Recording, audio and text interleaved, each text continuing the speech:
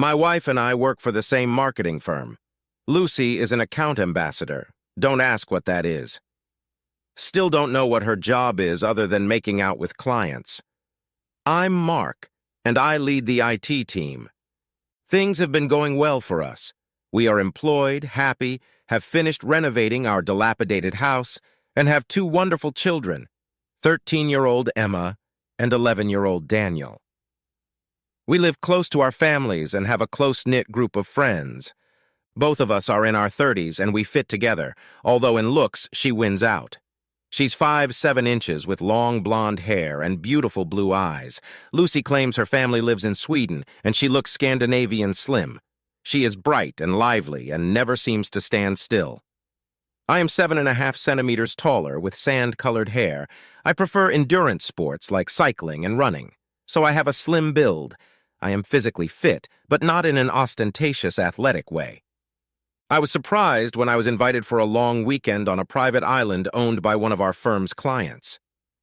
Jack Edwards, our CEO, explained that he and his wife Margaret were going along with several directors and their partners.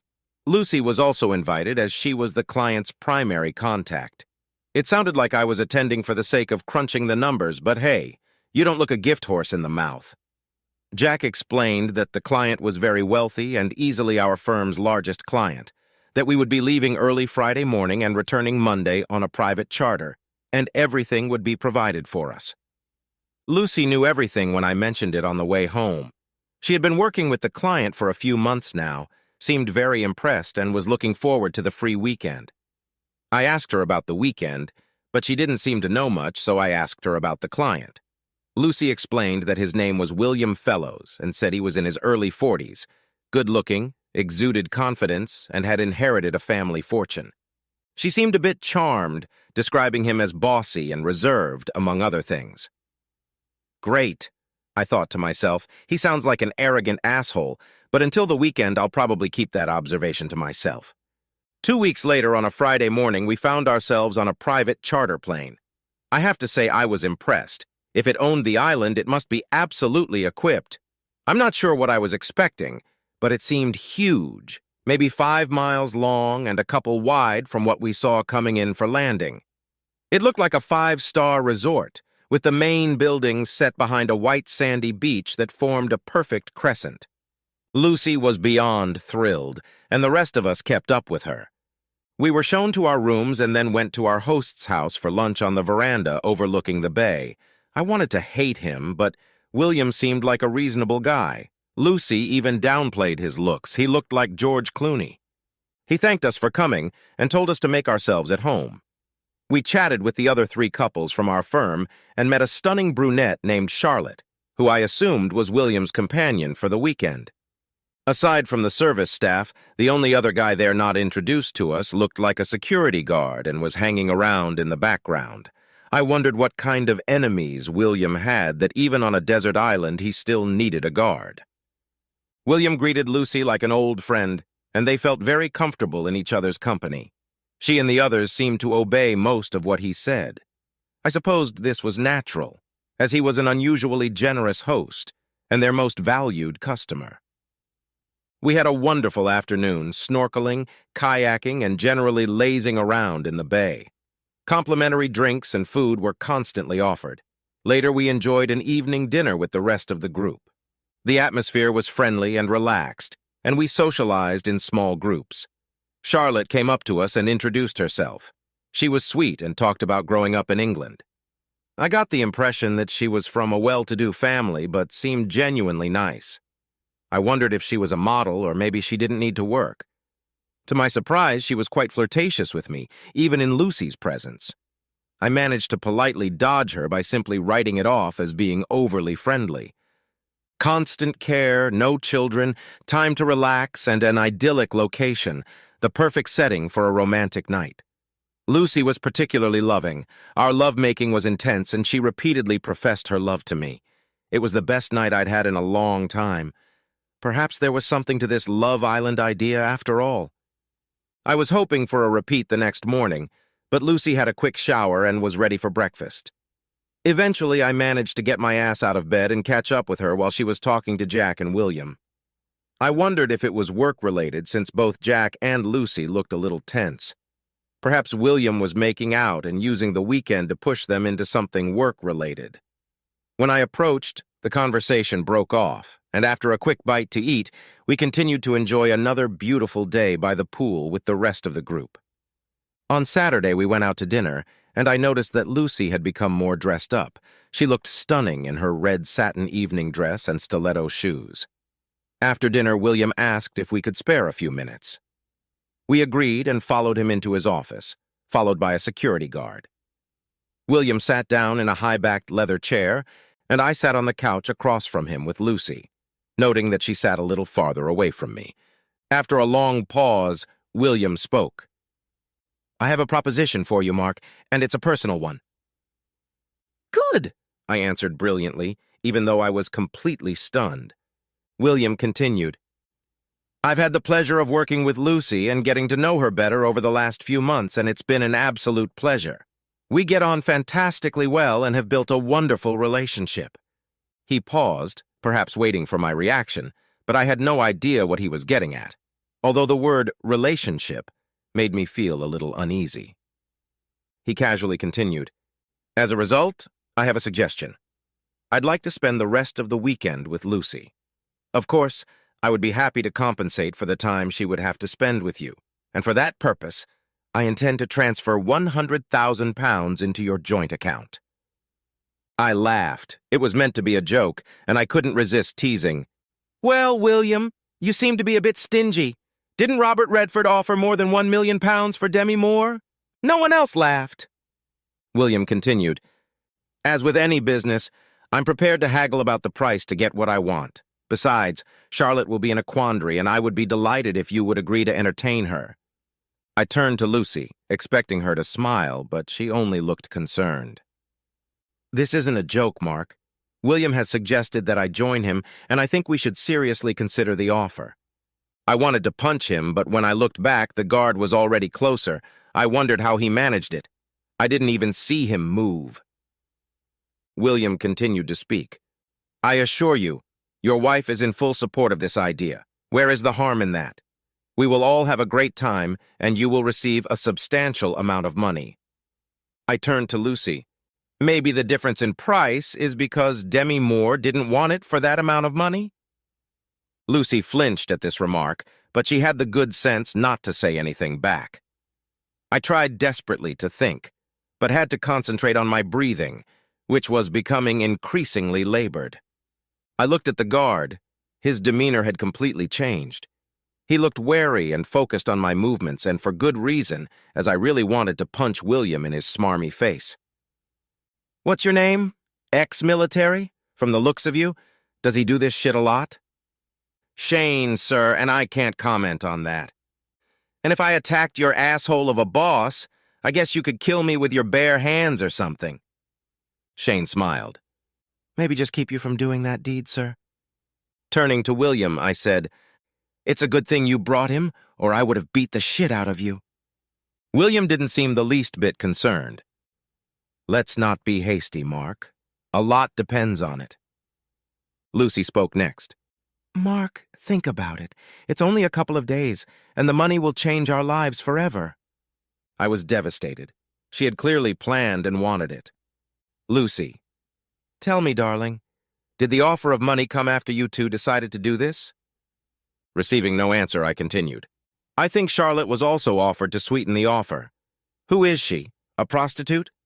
To this, William replied, "Charlotte is a personal friend of mine. Besides being rich, she is a very high-class escort and only takes contracts that interest her. Rest assured, you will experience something out of the ordinary with her. I guess that makes prostitutes of them both." Again, a flinch on Lucy's part, but no softening words. "Well, William, you can shove your money up your pouty ass." It was at this point that Lucy spoke up and showed her true colors. "This is my body, and I want to do it. It's just sex, and we'll both have fun exploring it with others. William and I like each other, but nothing more than that.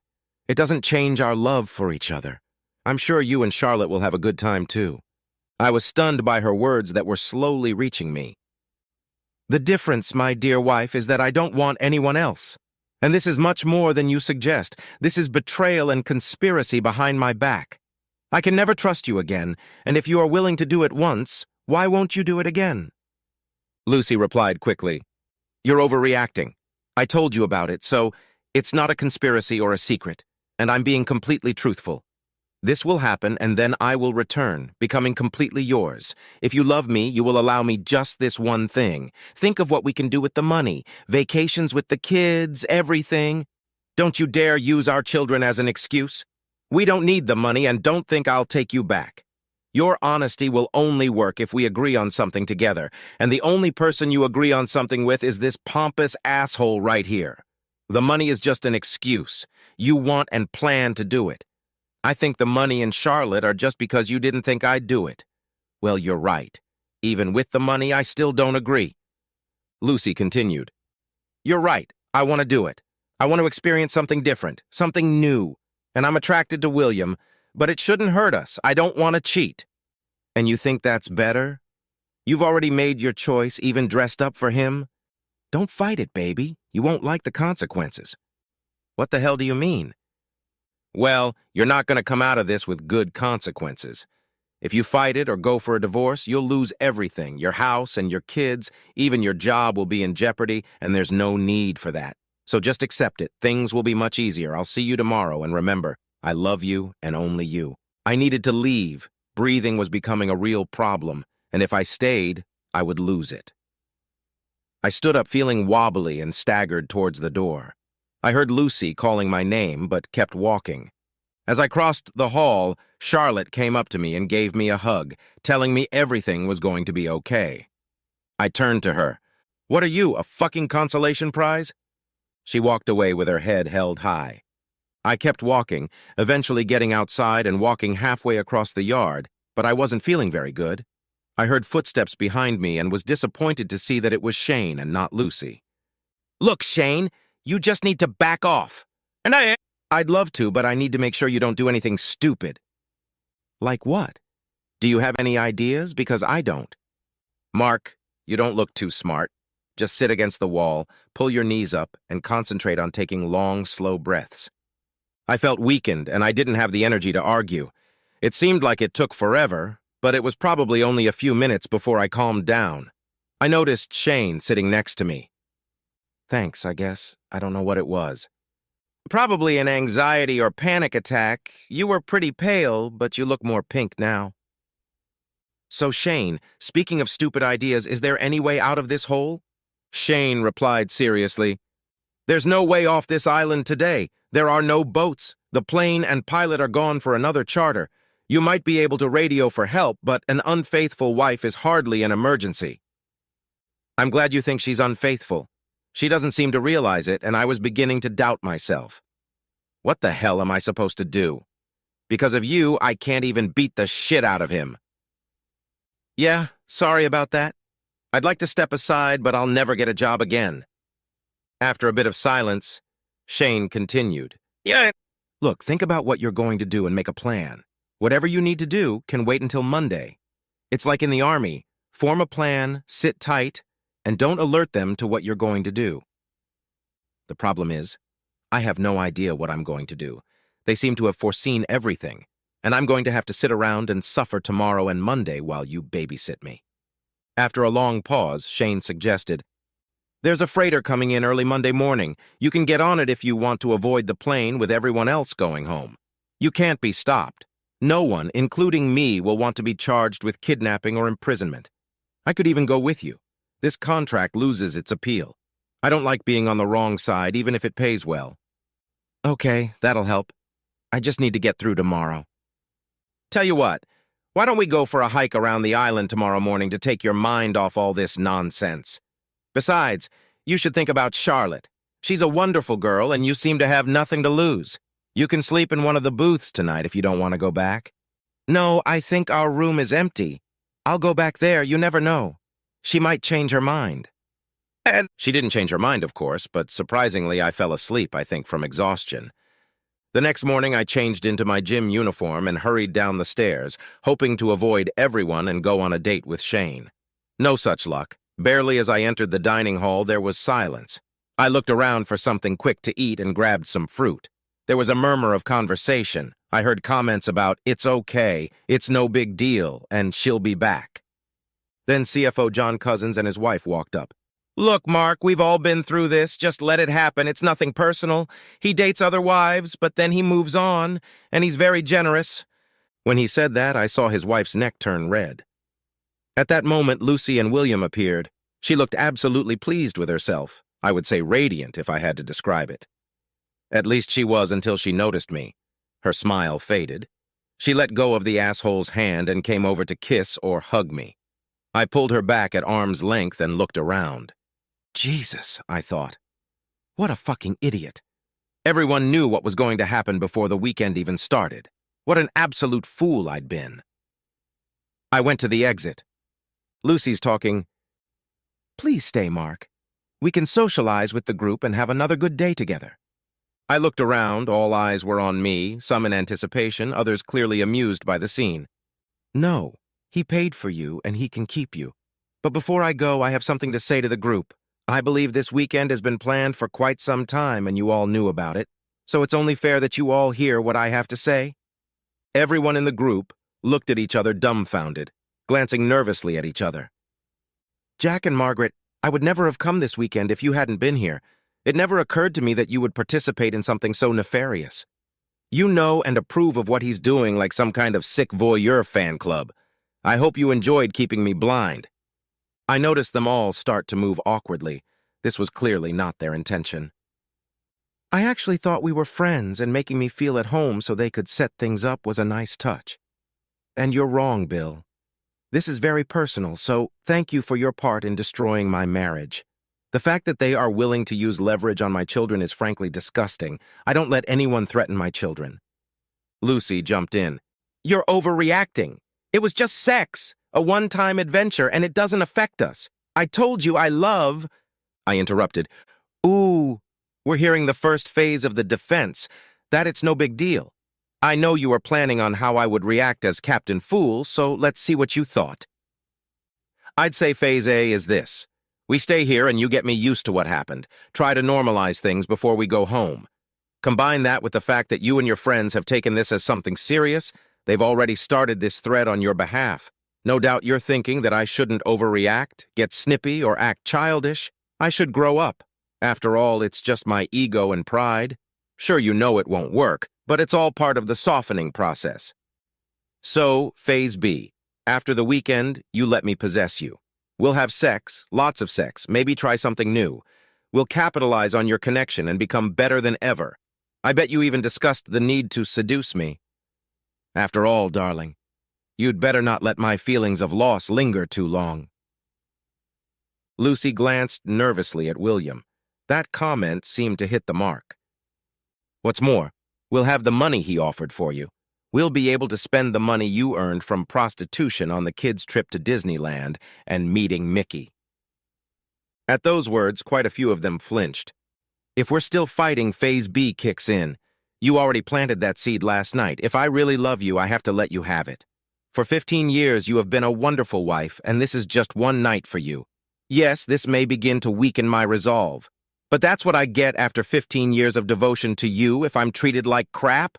You knew I'd never agree, and you jumped on me showing a complete lack of respect, so this plan isn't going to work. Now you're a little concerned. Maybe you should give me some time to cool off. In a week or two, you'll find me drowning my sorrows in a bar somewhere, and then you'll apologize. This is phase D. You're actually sorry for all of this. You had no idea it would hurt me so much, and you never would have done it if you had known. You love me, begging me, crying and everything. I have to admit you have a chance. But then the way you just walked hand in hand with him in front of everyone and looked so delighted with yourself, it confirmed to me that there really is no guilt or regret, just contempt and a desire to humiliate me. Phase G won't work for you. That's why you may finally need a backup plan. Phase D, threats. You'll take all the money, the house, and you'll sick the kids on me. You've already suggested that I might lose my job. William will pay to get you the best lawyers. I'll end up sad, poor, and alone. You might even threaten to move in with him and live happily ever after with our children." William's head popped up so fast I almost laughed. "Oh dear, it sounds like your lover doesn't really want your kids, baby." Lucy was finally able to find her voice. "It's really not that big a problem," she began. "Why don't we just relax and give ourselves time to think?" "This is phase A, Lucy. We've been through this before," I said flatly. "So why don't we save everyone some time and get to the bottom line? That's what I was thinking about last night, and my conclusion is that everyone, including the kids, would be better off if we divorced. It's much healthier than living in an unhappy home. After all, you can't be happy if you're doing this crap, and I'm certainly not happy. You can try to forbid me from seeing my kids, but you know I'm a good father, and it's good for them, and they're old enough to understand. I doubt your family and friends will support you, not after they find out what you've done. I don't care about the money, it's always been you." Everyone sat in shocked silence, gawking like goldfish.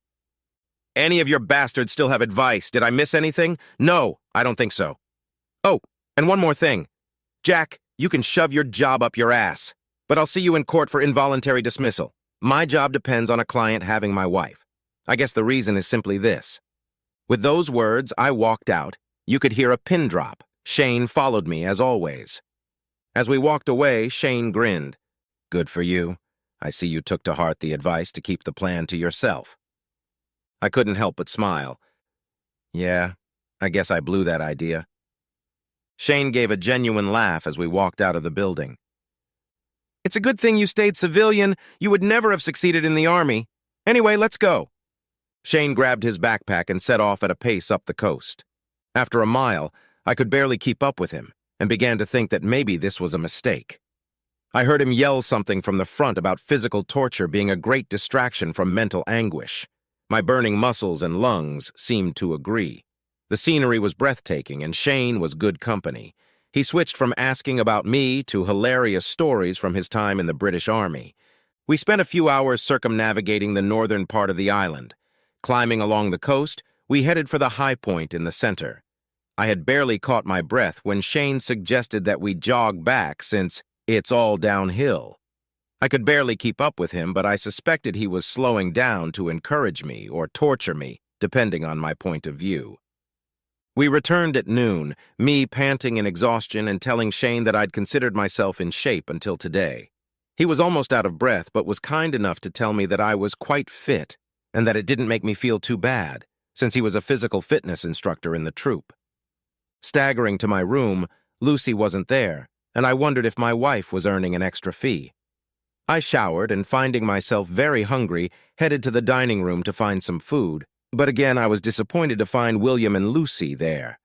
Shane was also there, hanging around in the background, and I wondered how he managed it. He looked fresh as a daisy and fully dressed in a suit. William began to speak with his usual airy confidence. "Mark, my dear friend, I feel we got off to the wrong start, and I want to apologize. I've never had such a problem with my connections before, and I certainly don't want to jeopardize your marriage." "Too late. You've already done that. I want to withdraw my request to spend tonight with your wife and increase the compensation." With these words, William handed me a piece of paper. I opened it and saw a check for £250,000. I stared at Lucy, who looked like she was crying, and I couldn't help myself. "You must have been really good to have earned that much, baby." Lucy's eyes flashed with anger. "That's not the point. We made a terrible mistake and we're trying to fix it. William was a perfect gentleman and is genuinely concerned about how you reacted." I laughed at that statement. "What is a perfect gentleman in your mind? Does he say thank you after he's done having you?" "No need to joke, Mark. This is just a miscalculation on our part. We miscalculated your reaction to what was happening. It was a once-in-a-lifetime experience for both of us. You should be grateful to Lucy for making the sacrifice to offer you and your children a better life." Just a miscalculation. Hardly. I made it clear what I thought of your plan, but you both went ahead anyway. You could have stopped everything at any time, but decided to stop only after you had had your fill of fun. Well, you miscalculated that little maneuver as well. With this one, I cut the check. "I just saved you from becoming a whore, darling. Only the cheating part remains, but I don't think I can fix that." This time, her tears started immediately. I turned to Fellows. Why are you doing this? Control or the thrill of sleeping with another man's wife?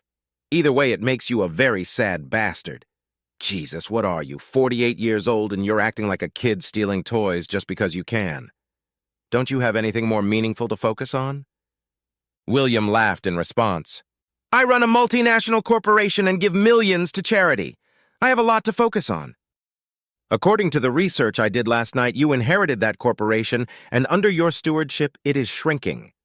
As far as charities go, attending gala dinners and fundraisers must be tough. When was the last time you did something on your own, got your hands dirty, and actually helped another person? I doubt you have it in you. You're so self-absorbed and too busy playing games with people's lives. Judging by the way you planned this weekend for everyone to know, it must be turning you on to humiliate others. Sorry, Lucy, but it wasn't just about wanting you. He had every board member's wife, so you are one of many. Why don't you, William, try growing up, have a real relationship with someone, put some of your wealth to good use, and stop being a complete asshole? It was the first time I'd ever seen him stammer his words and look unsure of himself. I continued. Shane, you better get that piece of shit out of my face before I take a chance on you. I saw Shane hide a small smile before I told Fellows, I think it's time for us to retreat, sir, before your safety becomes an issue. Once they were gone, I grabbed a bite to eat and made my way down to the beach, trying to avoid the others.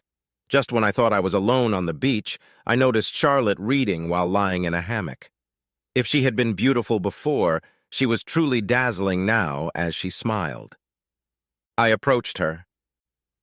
I'm sorry about last night. Before I could continue, she replied, There was no need. I was sure you would accept the offer. If I had known, I would never have approached you. Your reaction is perfectly understandable, and your speech at breakfast was absolutely wonderful. I couldn't agree more. When you left, Lucy burst into tears, and I've never seen William look so embarrassed. I loved every minute of it. Oh, I'm sorry. I shouldn't have said that, considering what you're dealing with. I replied, Thank you. Okay. I'm even glad something is starting to clear up. I'm getting tired of being told it's nothing. You see, William has no idea what to do with you. He's never been turned down before, and he's not used to dealing with morality. Has he offered you more money before? Yes, just before I came down $250,000. Bloody idiot, I told him not to, but he's used to paying enough until he gets what he wants. He'll pay for it, both in business and personally. Communicating with Charlotte proved easy, and she listened attentively as I talked about my marriage and children. She was clearly intelligent and highly educated. She expressed surprise that Lucy had done this while seemingly in a happy marriage, suggesting that there had been some unhappiness or open marriage arrangement between us. I wondered, No, this is just an unexpected ambush. She seems to be completely enamored with this guy. He can have that effect on a woman. It's all very endearing, but the river isn't that deep, if you know what I mean. We talked some more, and I felt a little better. I think you really love her. Your reaction to the proposals and at breakfast must be breaking your heart. I shrugged. I'm sorry I was involved in that. It's not your fault. I just need to get through one more night and then maybe I can escape. She smiled again, and it was starting to get distracting. Well, maybe I can help with that. Everyone was surprised when I arrived for dinner. Lucy was no longer sitting next to William. Dinner was quite normal, although I ignored all of Lucy's attempts at small talk. When Lucy asked if I wanted to go to bed early, I smiled pleasantly and said I had other plans. She looked embarrassed, and that embarrassment increased when Charlotte came around the table and hugged me when I stood up. We walked out of the hall together. We walked down to the cabanas on the beach. The original plan was to just leave together and let Lucy try her own medicine. But Charlotte felt good in my arms, really good, and as we kissed, at least some of the frustration of the last 24 hours faded away. I thought about keeping my morals, my sense of right and wrong, but then I looked at her. I guess Lucy wanted me to become more flexible, and as far as I was concerned, our marriage vows had already been broken by Lucy. I had an outstanding night with Charlotte. It wasn't just her beauty. She had a serene sexuality. Every movement seemed so precise and perfectly calibrated. She truly was a master of her craft.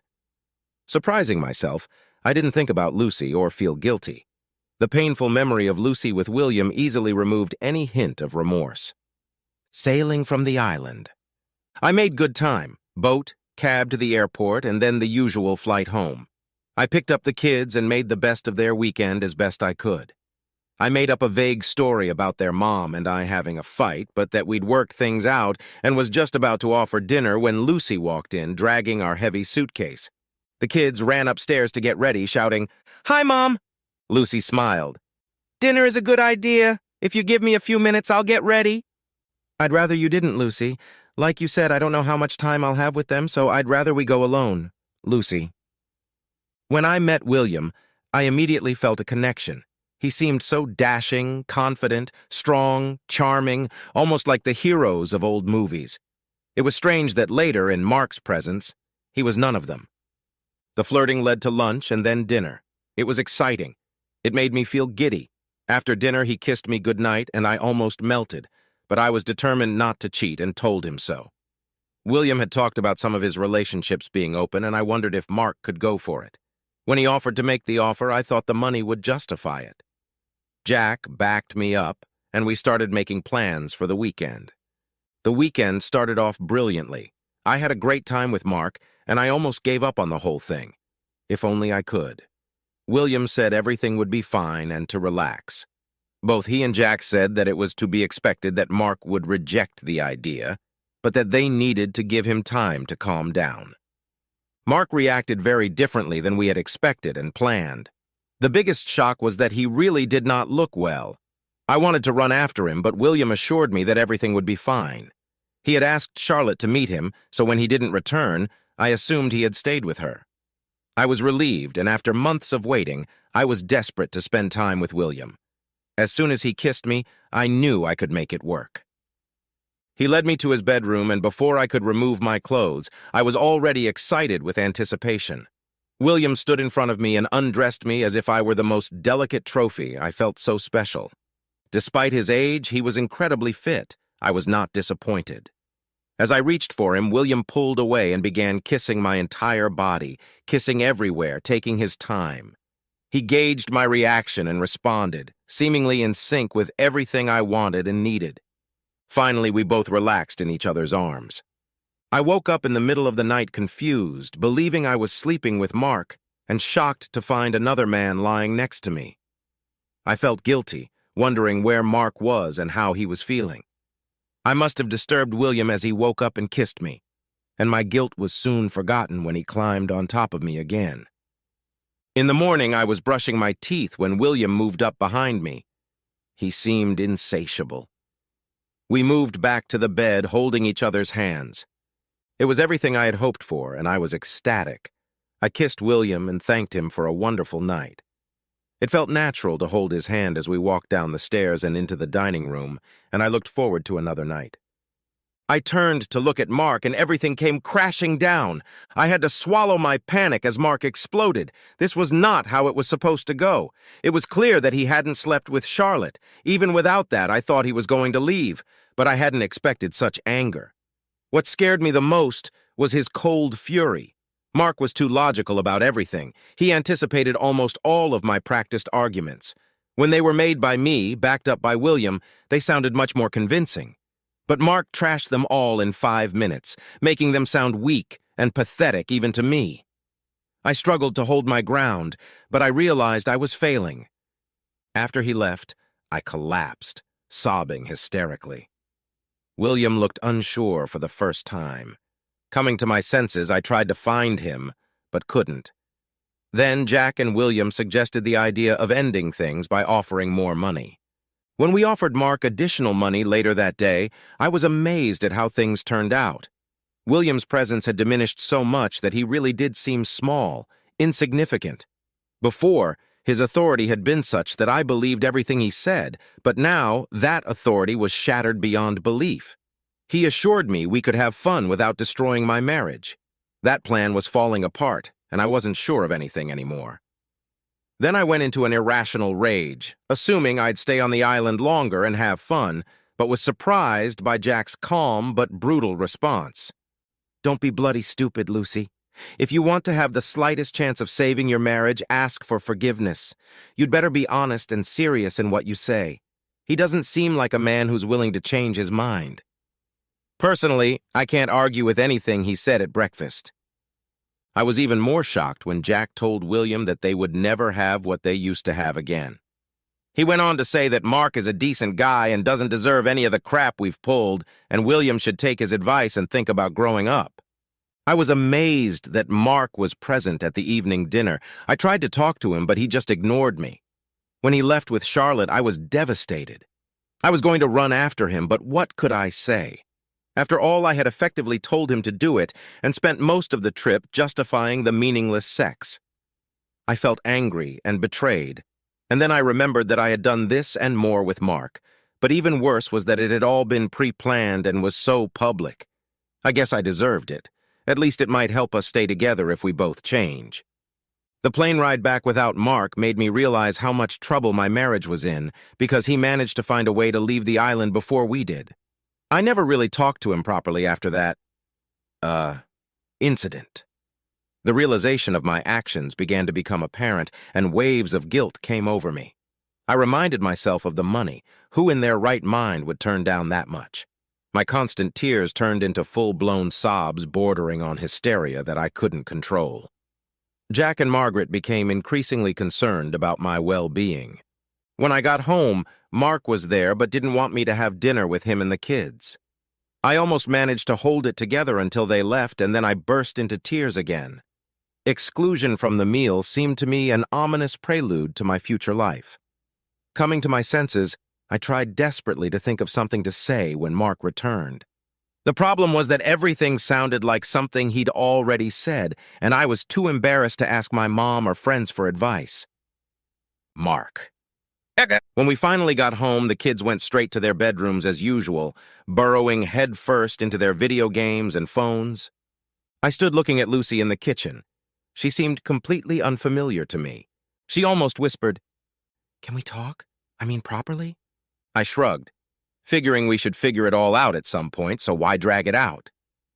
"I'm sorry, Mark. I promise you it was just a one-time thing, and I'll be yours and just as faithful as I was before the weekend. I did it for the money. It could be life-changing for us as a family.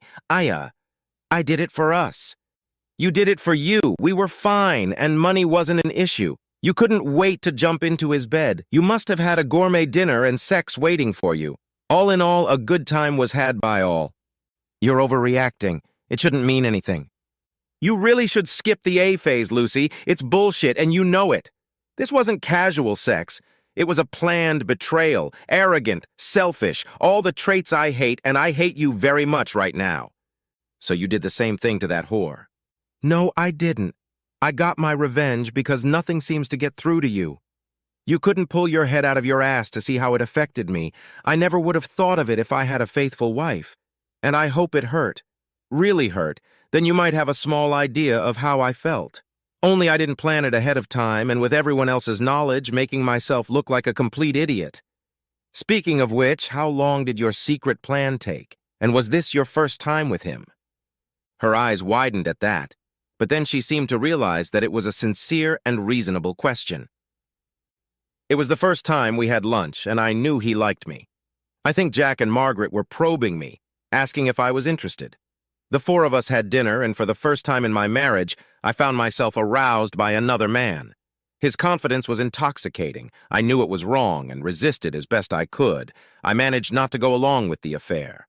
William then suggested the idea of asking you about the discovery of our relationship and what you thought about switching. We talked briefly about it one night, but it was clear that you wouldn't agree to it. Then he had the idea for this proposal, and I thought the money for you would justify it all. We were getting nervous as the trip approached, and he suggested inviting Charlotte to guarantee that you would agree. I didn't like the idea, but by then, I just wanted it to happen. I thought that even if you didn't exactly approve of it, we'd rebuild. Then you ruined all those ideas so effectively over breakfast, and I started to realize the consequences of what I'd done. Had it been worth it? Lucy sighed. No, of course not. I was so engrossed in him and listening to what he was saying. I never meant to hurt you. Oh, then, Straight to phase D, unintentional pain. You enjoyed it. That was clear enough from the way you flew around during breakfast. Now you're just telling me what I need to hear. Sorry, the honest answer is yes, I enjoyed it. It was good, it wasn't bigger or better, it was just different. It was exciting, new, thrilling, and I was fascinated by him. He's very experienced and knows what he's doing, but this was a one-time thing. Please don't leave us and break up our family over a one-time thing. I found myself grinning crookedly. Funny, but that's exactly how I would describe what you've already done. Ruined our family over a one-time act. That's all on you, not me. You're right, it's all my fault. I'm sorry. I love you with all my heart.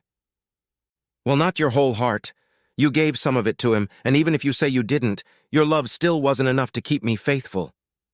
How can I trust you again? I was so trusting because it never occurred to me that you were capable of what you did. I guess I don't really know you. I can barely bring myself to look at you, let alone pretend it didn't happen. Lucy recoiled in shock. You can't say that. You love me. I know you do. I never thought I could lose you. I agree. You were only thinking about yourself and your ass, not me and the kids, and love sometimes isn't enough. I tried to calm down and move away from scoring points in the argument and anger. After a long pause, I continued. Look, Lucy, even if we stay together and just forget about it like you suggest, we would never be the same. You've destroyed the trust and bond of caring we had for each other. You do remember that more than anything, we cared about each other and the children. We didn't let the other person get hurt. I never expected you to hurt me. Mark, I love you. I made a huge mistake and I would do anything to take it all back. This can't mean we're getting a divorce. You ripped my heart out and threatened me to get what you wanted. That's no way to treat someone you really love. Lucy stared in silence, stunned, not knowing what else to say.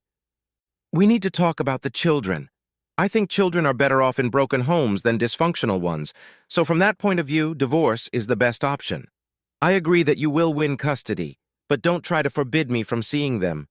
It will be better for you, too. They listen to me. You're not very good at setting boundaries. I frowned at the irony of that comment. And they're already testing you. It would be better for both you and them if I stayed in their lives. Lucy shrugged her shoulders. Seriously, Lucy, whatever happens, don't stop me from seeing our kids. Don't alienate me. I'm not the bad guy. I'm good to them, and I love them to bits. You haven't seen how mad I get. I will fight you to the end, spend all our money on lawyers, and we will destroy each other in the process. She nodded. I would never do that. You're a great father, and they need you. They will want you to continue to take them on trips and take them to all the sports sections. I turned and looked at her, surprised at the first comment where I sensed she wasn't trying to manipulate me or justify her actions. Be careful, Lucy. You're dismissing Phase D. Seriously, even though you know who I am, why would you do that? I can only think that deep down you wanted us to break up. God, never, Lucy said urgently. There's no excuse for it. I became selfish, convinced myself I could get something extra. I thought that somehow or other I could keep you. Why didn't you stop me that night and just leave? I couldn't breathe and I had to leave. Then it didn't seem to matter much anymore. The fact that you wanted another guy by any means meant I'd already lost you. That conversation killed us long before you got to his bed. It was probably over when you first started planning it. You spent weeks talking to him and preparing. Letting you go and not making you stop made it easier to end things. There was no going back. And that was the beginning of the end. The marriage was destroyed in less than 4 days. We divorced, thankfully, without any need for counseling. I don't think Lucy wanted to explain her actions. On the one hand, it's a shame. I was hoping someone qualified could show how misguided she was. One promise she did keep, and we ended up spending roughly equal amounts of time with the kids.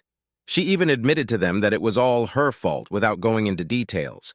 They were old enough to understand by now, and often decided for themselves where they wanted to stay. They were at the age where parents become glorified cab drivers and loan sharks. I'm biased, but I think they are great kids and handled the breakup very well. Children can be remarkably resilient. Under the terms of the divorce, Lucy could keep our house until the children reached adulthood and then sell or buy it back. But I still wanted that for the children, and it allowed them to attend the same school. Fortunately, the right decision paid off. By the time the kids were in college, real estate prices had skyrocketed. Lucy had to buy the share from me, and it became the best investment of my life. How could she afford it? Well, we kept the £250,000 and split it in the divorce. Just as with Charlotte, I couldn't hold myself to the moral high ground. What can I say? I am a practical man. Anyway, it seemed a small price to pay compared to the cost of marriage and what had been a happy life. I quit my job, was given compensation to avoid the infamous employment tribunal, and started my own web design business. Lucy kept making attempts to get us back together, but I just wasn't interested. So was it the right decision to end the relationship? It was messy, and there were certainly no winners, but the initial threats and repercussions didn't materialize. I wasn't going to forget or forgive that night, and there's something important about looking at yourself in the mirror and liking who you see there.